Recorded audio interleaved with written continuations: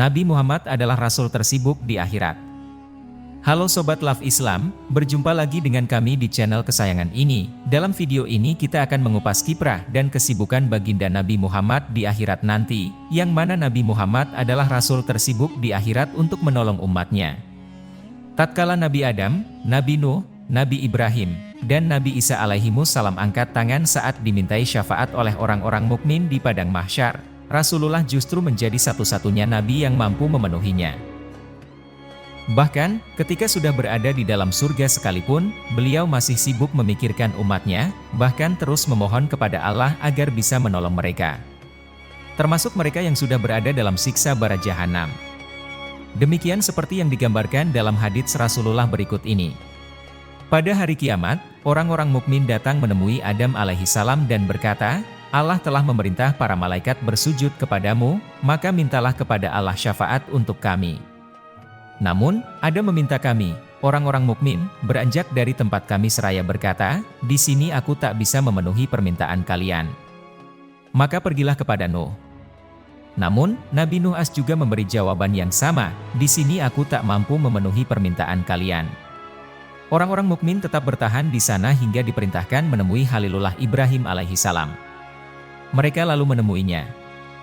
Namun Nabi Ibrahim menjawab, di sini kami pun tak mampu memenuhi permintaan kalian.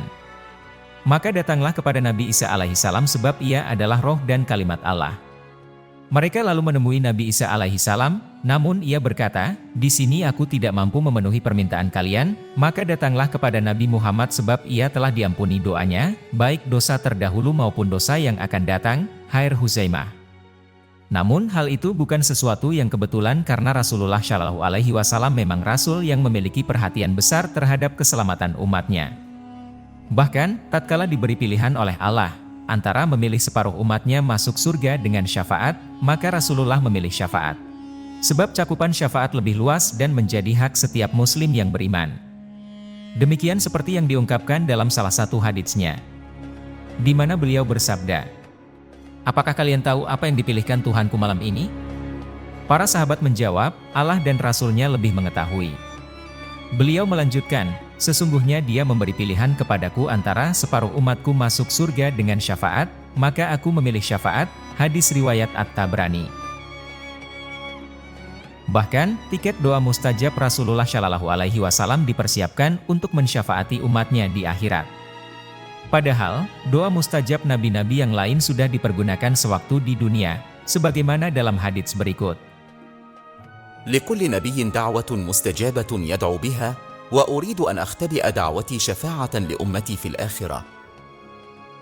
Artinya, setiap nabi memiliki doa mustajab yang dapat dipergunakannya. Namun, aku ingin menyimpan doa mustajabku untuk memberi syafaat kepada umatku di akhirat, hadis riwayat Al-Bukhari. Pertanyaannya, siapakah umatnya yang kelak akan mendapatkan syafaatnya? Pertanyaan ini penting dijawab agar kita bersungguh-sungguh pada saat ini memperjuangkan tercapainya syafaat Rasulullah di akhirat kelak. Secara umum, syarat utama mendapatkan syafaat Rasulullah adalah 3. Yang pertama adalah meninggal dalam keadaan tidak menyekutukan Allah. Hal itu seperti yang ditandaskan dalam sabdanya. أشهدكم أن شفاعتي لكل من مات لا يشرك بالله شيئا. Artinya, aku bersaksi kepada kalian bahwa syafaatku diperuntukkan bagi setiap muslim yang meninggal tidak menyekutukan Allah dengan apapun, hadis riwayat Abu Dawud. Syarat yang kedua adalah meninggal dalam keadaan membawa keimanan walaupun hanya sebesar biji sawi. Hal itu seperti yang digambarkan dalam haditsnya.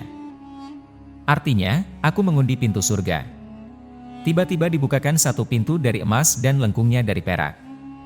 Kemudian aku disambut oleh cahaya yang agung. Aku pun langsung bersujud seraya menyampaikan pujian kepada Allah dengan pujian yang belum pernah disampaikan seorang pun sebelumku. Disampaikanlah kepadaku, angkatlah kepalamu. Mintalah, niscaya engkau akan diberi. Berkatalah, niscaya engkau akan didengar. Meminta syafaatlah, niscaya engkau akan diberi syafaat. Aku pun berkata, umatku. Lantas dijawab, engkau berhak menolong orang yang dalam hatinya ada keimanan walau seberat biji gandum.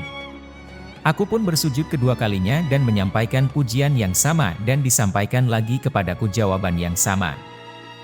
Lalu terus memohon lagi, umatku. Disampaikan kepadaku, engkau berhak menolong orang yang dalam hatinya ada keimanan walaupun sekecil biji sawi. Syarat yang ketiga adalah pernah mengucap kalimah thayyibah dengan ikhlas. Sebagaimana yang disampaikan dalam lanjutan hadits di atas. ثم أسجد الثالثة فيقال لي مثل ذلك ثم أرفع رأسي فأقول أمتي فيقال لي لك من قال لا إله إلا الله مخلصا. Artinya, aku bersujud ketiga kalinya dan disampaikan kepadaku jawaban yang sama. Setelah itu, aku mengangkat kepala dan memohon lagi, umatku. Lalu disampaikan kepadaku, engkau berhak menolong orang yang mengucap kalimah thayyibah dengan ikhlas. Hadis riwayat Abu Ya'la. Itulah sepak terjang Rasulullah di akhirat. Sungguh beliau Nabi yang paling sibuk di akhirat dan sangat peduli akan keselamatan umatnya. Beliau rela menyimpan doa terbaiknya demi bisa menolong umat dari prahara akhirat. Semoga kita termasuk umatnya yang mendapatkan syafaatnya kelak.